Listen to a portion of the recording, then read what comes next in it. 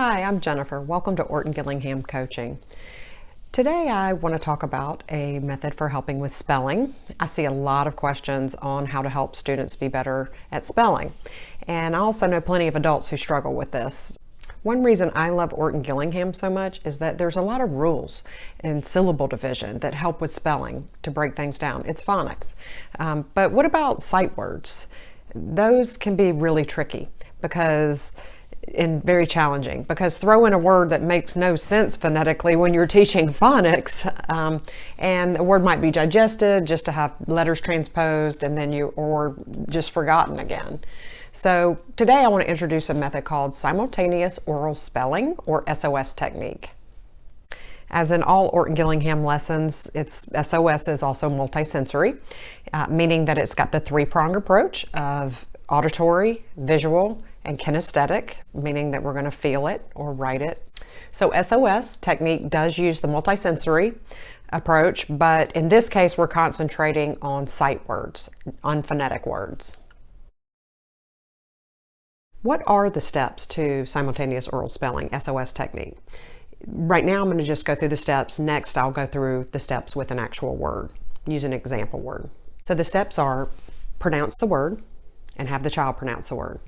Next, we want to analyze the word and study the word. What's strange about it? Why is it unphonetic? Next, we want to have a child copy the word, either they're looking at the word and copying it, or you are dictating the word and they are writing down the letters, physically writing the letters. If it's a smaller child, they can just trace the word on a word card. Then you want to have the student trace the word 3 times and underline it. Trace the word, underline it. Trace the word, underline it. Trace the word, underline it. Next, you want to have the student use their traced word as the guide, but you want to cover it up. And you want to have them write the word from memory, saying the letters out loud. Write the word, underline it, check the traced word. Write the word, saying letters out loud, underline, check the word. Write the letters, saying the letters out loud, check the word. So they're checking it. Lastly, you want to have them writing the word, checking it. Hide, write, read, check. Hide, write, read, check. It's a fairly fast process. It's going to sound slow while I'm going through it, even when I do the example word. But it is a pretty fast process, especially depending on the word. Now, a word can usually be retired after 10 times of being spelled correctly. If you do a lesson and the student is having a difficult time with a word, you might start the next lesson with that word. Or you could do some dictation, including these words. The goal is to make sure that it's in the retention bucket. And the way we're doing that is, this is a 3-prong approach. It's auditory, it's visual, and it's kinesthetic. So we want them to hear the word. That's why they're writing and saying out loud. The underlining is connecting it. It connects the brain kinesthetically. Then the auditory, that's why you're having them say the letters out loud. So the last step, you're having them write it. They're probably saying it in their head. Sometimes I get them just to keep saying it out loud too, but eventually you want them to not have to say it out loud and write it at the very hide, write, read, check. So now let's go to the next section where we're going to use it with an actual word. Now let's go through an example word using the SOS technique. We're going to use the word said. This is from my SOS technique workbook. So it's on my blog and it's a link down below.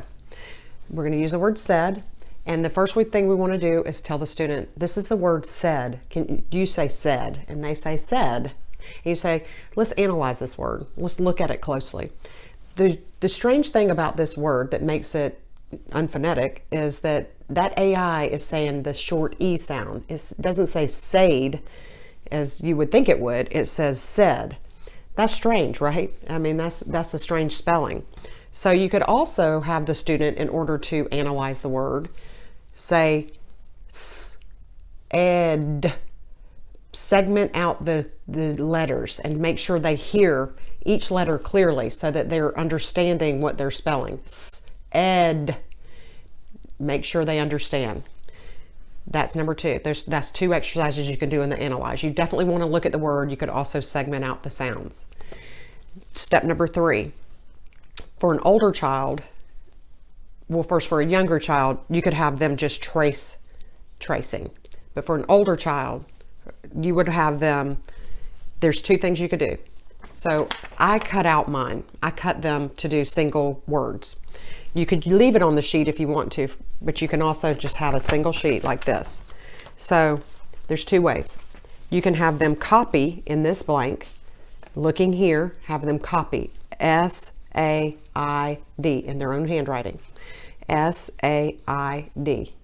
Or you can dictate. You can fold this in half and you tell them S-A-I-D said, and they're writing the word. Okay, so one of 2 ways. They can look at this and copy it over here, but while they're doing it, S-A-I-D said. You want them saying that out loud. So that's step number 3. They copy the word.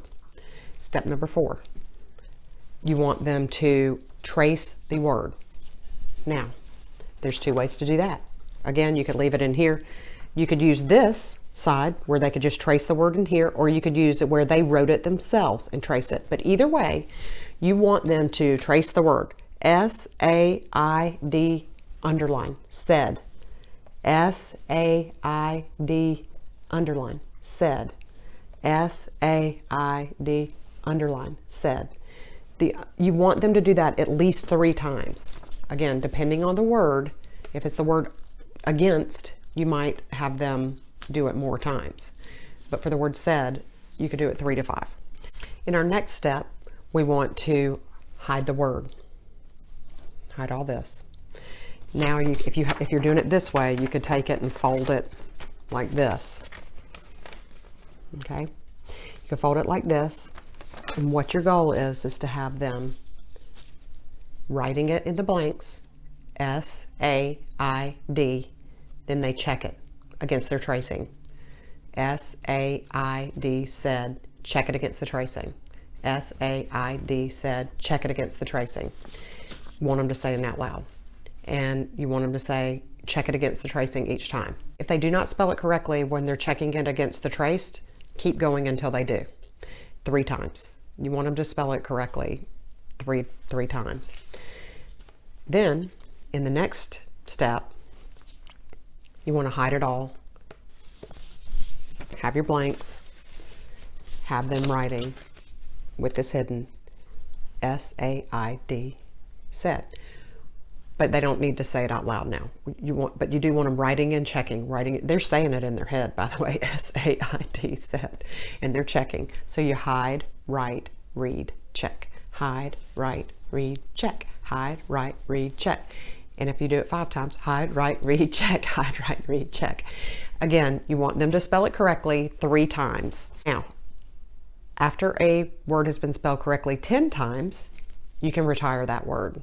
Our whole goal is to use our 3-pronged approach. We want them to see it, we want to hear it, we want it to be visual, auditory, and we want it to be kinesthetic. We want them writing it. We want all those 3 prongs connecting these words.